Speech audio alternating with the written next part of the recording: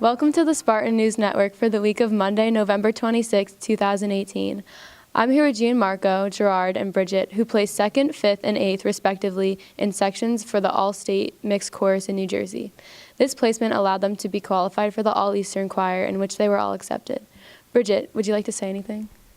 I'm just grateful that we were accepted into AllState, and now we get to move up together to All-Eastern. I'm really excited. We had fun in Atlantic City and at NJPAC performing, and now we get to perform in Pittsburgh. So it's exciting, and we get to experience it together, which is even better. Gerard? So we're the first 3 students in the past 4 years of Immaculata history to make it into the All-Eastern choir, and we're just very excited to be able to have the opportunity to sing with the best singers in the East Coast. And Gianmarco? I'd like to thank Mr. Gasco for encouraging us to take this opportunity to sing together. I know I've had a great time over the past 3 years. I know Gerard has and Bridget has, and so just thank you. Congratulations, guys. Now please stay tuned for a special interview with Bishop Checchio. Hi, today we're with Bishop Checchio after we celebrated our Thanksgiving Mass. Now that you're visiting Immaculata High School, what are your hopes for our high school? Thanks, Bianca. Good to be with you and the other students here at Immaculata. It's certainly a great high school, and certainly, as I mentioned at Mass, that you continue to give yourself wholeheartedly to what the Lord's asking you to do at this time, which obviously is learn and prepare yourself. In your case, we're talking about colleges, but also to deepen your friendship with the Lord, to turn yourself over to Him more fully, so that you know that He's always close to you and you can trust Him, and that He'll obviously lead you and guide you, and you'll know where He's leading and guiding you to. Great. Now, what advice do you have for the students in our technological society today, and how to avoid the temptations they may face? That's a good question, Bianca. There's lots of temptations we face, of course.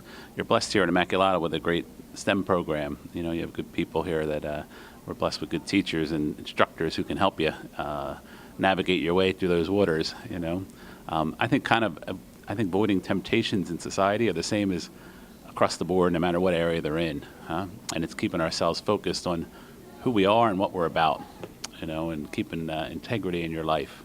When we kind of turn a blind eye and think we're above rules or above basic norms in life, is when we get in trouble. And we've seen that played out terribly in the public, in the news over this past 6 months or so, or a year. People who kind of lost their moral compass. So that's a blessing that here at Immaculata you're getting, in addition to your home life and family, you're getting that moral compass kind of built into yourself, through your friendship with Christ and your studying about what His desire is for you and for the world which He made and created. Now, since it is the Thanksgiving season, is there anything you're thankful for this year? Sure, tons of things. I'm thankful to be here in Metuchen. I'm thankful to God for bringing me here to minister to the good people of this diocese, which includes this school and so many of the students here from the parishes. I see them at Mass on Sunday. It's a blessing to go around and visit the parishes and the schools of this diocese. It's so inspiring to come and spend time with you and to see your zeal and enthusiasm. And the same in the parishes, the dedication of people to the faith and to their families and to building up the kingdom of God here amongst us. So there's certainly tons to be grateful for, and I certainly am. Among my list, as I mentioned at Mass, I'm grateful to the students and the administrators and teacher and faculty here at Immaculata. God bless you all and keep you. Thank you so much for coming, and we're grateful for you this year. Thanks, you're kind, Bianca. Girls basketball is just starting up, and Mr. Domino said, quote, "I think we're going to have an exciting team. We're going to be young, but we're expecting some of our last year's players to really step up this year and have a lot of incoming freshmen who look really good so far. Hopefully we're going to be athletic, and we're going to have to avoid injuries and be in good condition for the whole season. The coaching staff is excited and likes what happened in the fall league, and we want to carry that forward, so we're optimistic, and as long as our players get back from injuries, we are good to go. We can't wait for what the girls basketball team is going to do this year, and we're excited to see your accomplishments. Now over to boys sports." The winter sports season is starting. Basketball tryouts began this past week in the Immaculata Gym for all freshmen, sophomores, juniors, and seniors looking to make this year's team. Spartan's coach, Ryan McKeever, has been head coach for the past few years, but he has been a part of the coaching staff for over 15 years. Assistant coach William Rooney is in his first year with the boys varsity team after he coached freshman girls last year. Hi, I'm Megan Little, reporting for the arts. Auditions for this year's spring musical, Aida, will be today and tomorrow after school. Good luck to everyone trying out. There will also be a meeting for any students participating in stage crew for the musical tomorrow from 5:30 to 6:30. After being postponed due to the snow, Marching Band Awards Night was moved to this Thursday. That's all for this week. See you soon. One of Mrs. Eckert's favorite poets, Billy Collins, wrote a modern sonnet which pokes fun at how many people dread both reading and writing this type of poetry. Here is Billy Collins' sonnet. All we need is 14 lines, well 13 now, and after this one just a dozen, to launch a little ship on love's storm-tossed seas, and then only 10 more left like rows of beans. How easily it goes, unless you get Elizabethan, and insist the iambic bongos must be played, and rhymes positioned at the end of lines, one for every station of the cross. But hang on here while we make the turn into the final 6, where all will be resolved, where longing and heartache will find an end, where Laura will tell Petrarch to put down his pen, take off those crazy medieval tights, blow out the lights, and come at last to bed.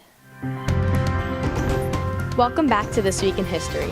On November 27, 1095, Pope Urban II gives rise to the Crusades by calling all Christians in Europe to war against Muslims in order to reclaim the Holy Land.